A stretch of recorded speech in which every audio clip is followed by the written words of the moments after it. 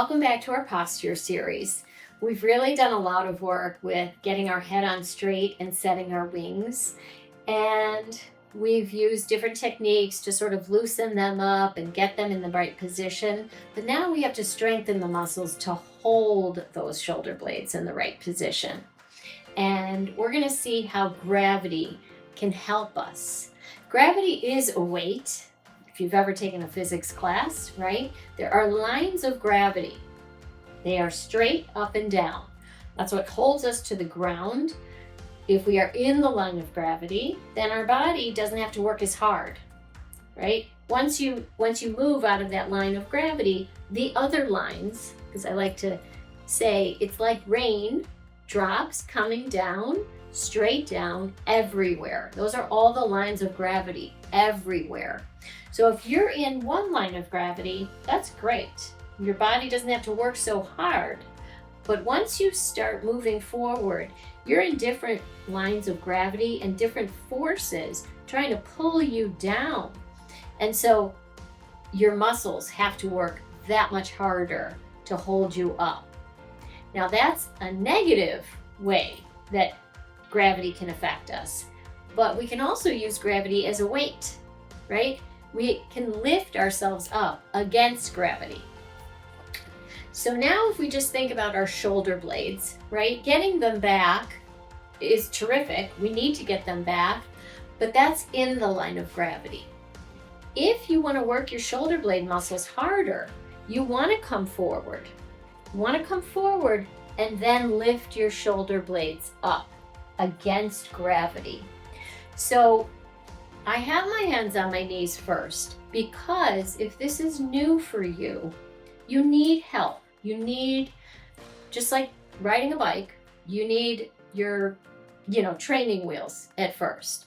So having your hands on your knees can actually help push your shoulder blades back because I'm pushing my hands down into my legs and my shoulder blades are more easily lifted. And you want to think about your head as well. So your head, your ears should be in line with your shoulders, right? So even if you're bending over, you want to think about the head and the shoulders being in the best alignment. It's not enough for your shoulders to be back here and your head down low or even looking up. Right? That's not alignment. Alignment is I'm bending over, but still staying in that alignment. So just getting your shoulder blades back with your hands on your knees is great. Then if you're ready to progress yourself, you want to try to get your shoulder blades back and then take your hands off your knees. Right? Even just lifting up for a moment. Blowing out. Then you can start moving your hands even a little bit more, right? Making sure my head is in alignment. I'm pulling, tucking my chin.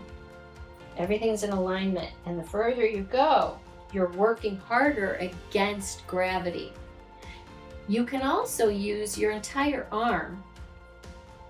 So you would want to get your shoulder blades in the right position first, and then lift your arms, right? You don't want to just lift your arms without first making sure your shoulder blades are in the right place. It's just like your core. So I frequently will say, before you do anything, set your core. It's really the same thing. I like to say this is the core for your upper body. It's your center, because the more we control with our center, the better off we will be. So instead of using our very small muscles in our fingers and our elbows and our wrists, which break down very easily, how many of us have, thumb tendinitis, wrist issues, carpal tunnel, elbows? It's really often related to the fact that we're not using our shoulder blade muscles more, our central muscles. So getting your shoulder blades on correctly or in the right position and then lifting your arms is a great exercise. Okay, it's training those shoulder blades to be the controller. Now, if you're sitting, great. You can also do it standing, right? Just working on getting those shoulder blades right. This is the precursor, I guess, to a great squat. You want to work at getting the shoulder blades and the head on straight, and then you can lift your arms. Now that's a start. What you can also do is when you're bent over something, all right, like I've shown in another video, how to release yourself, how to relax, how to calm your nervous system with the ball. But you can also use the ball to set your shoulder blades. So my hands are pushing into the ball and I'm pulling my shoulder blades back while setting my head. You can then lift your arms behind you, out to the side, start to come forward, forward, forward. These are all wonderful ways to strengthen your shoulder blade muscles.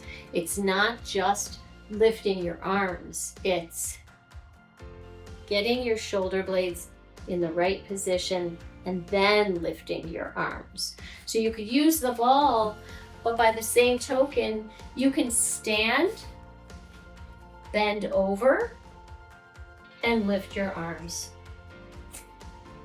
Right? You could do one at a time. If you're not strong enough to do a squat, a nice squat with a lift, lean on something.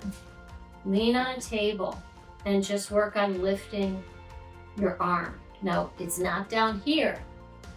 I'm getting my shoulder blade back where it should be and then lifting. You can lift.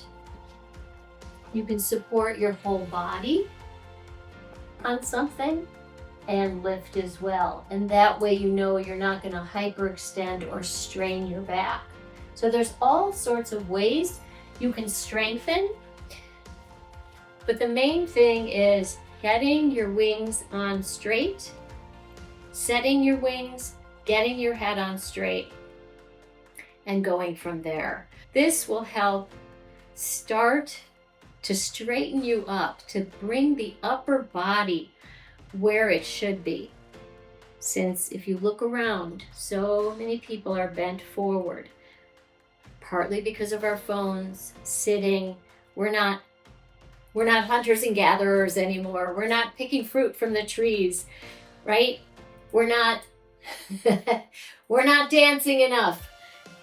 All sorts of reasons, but we need to open up here, get our upper body in line with the rest of us. And I hope this helps. Keep at it. Keep those shoulder blades where they should be and get your head on straight. Thank you so much for watching. Practice until it's second nature and then pass it on. Like this video and subscribe for more content. And remember, your self-care is your best health care.